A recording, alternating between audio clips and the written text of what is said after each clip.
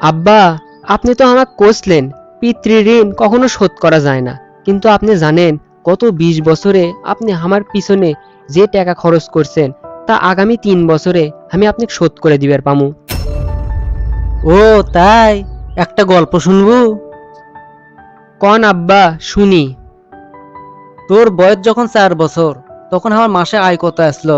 মাত্র 2,000 টাকা। সেই টাকায় সংসার চালানোর কষ্ট কোনো দিনও কাকু আমি বুঝবে দেইনি। সাধ্যের মধ্যে সব সময় চেষ্টা করছি তোর মাওক সুখী করবে। তোক যে বছর প্রথম স্কুলত ভর্তি করে দেই, সেই বছর কি কি আমরা ত্যাগ কর্ম সব কিছু পরিকল্পনা করে ফেলে দেই। তোর খরচের কথা চিন্তা করে সেই বছর তোর মাওকে আমি কিছুই দিবার পারিনি। তুই যখন কলেজত পড়িস তখন আমাকে অবস্থা মোটামুটি ভালো আসলো, কিন্তু সমস্যা হচ্ছিল এক সময়। তোর মাও যখন অসুস্থ হচ্ছিল, তোর মায়ের ওষুধ কেনার জন্য প্রত্যেক দিন ওভার টাইম করছি, পায়ে হেঁটে যাতায়াত করছি। বাড়িতে আসলে আর ভালো লাগেনি।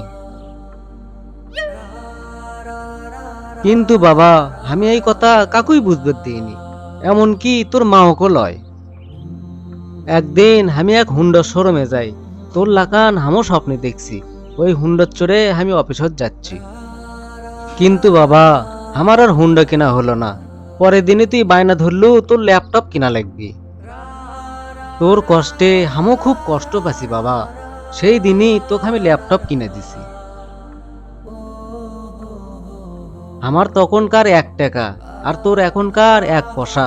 মনে করে দেখ, ওই 1 টাকা দিয়ে তোর বন্ধুগুলো লিয়ে পার্টি করছু, বন্ধুগুলো লিয়ে কনসার্ট দেখছু, পিকনিক করছু, হেডফোন কানত দিয়ে সারা রাত গান শুনছু। তোর দিন আসলো স্বপ্নের লাগান। তোর 100 টাকা দিয়ে আমি ডায়াবেটিস পরীক্ষা করি।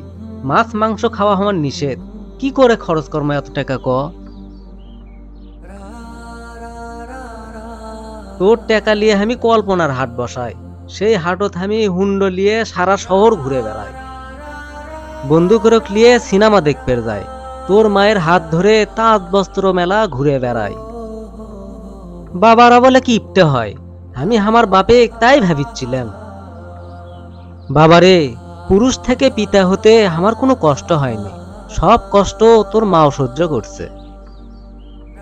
কিন্তু পিতা থেকে একজন দায়িত্বশীল পিতা হওয়ার কষ্ট একজন পিতাই বোঝে। যুগে যুগে সর্বস্থানে মাতৃবন্দনা হলেও পিতৃবন্দনা কি কোনো জায়গা দেখছিল? পিতৃবন্দনা, বাবারে, পিতৃবন্দনা আমি কোনোদিন আশাও করিনি। সন্তানের জন্য ভালোবাসা কোনোদিন কোনো পিতা প্রকাশ করতে পারে না, তবে কোনো পিতা সন্তানের দায়িত্ব পালনে কোনো সময় পিছুটান হয় না। আমি তোর পিছনে যে টাকা খরচ করছি তা হয়তো তুই 3 বছরের মধ্যে শোধ করে দেবার পারবো। যৌবনে দেখা যে স্বপ্নগুলো, যে স্বপ্নের কাঠামোত দাঁড়িয়ে তুই আজকে ঋণ শোধ করার কথা করছু, সেই স্বপ্নগুলো আজকে কি বাস্তব রূপ ফিরে পাবি?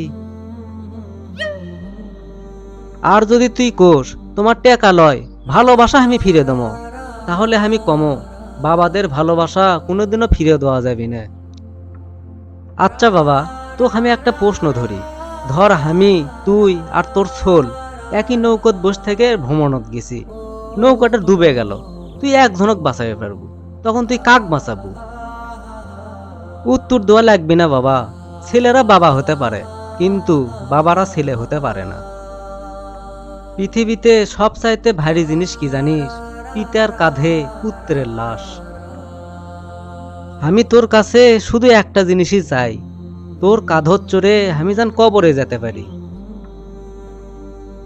তাহলে বাবা, তুই একটা ঋণ শোধ করতে পারবো।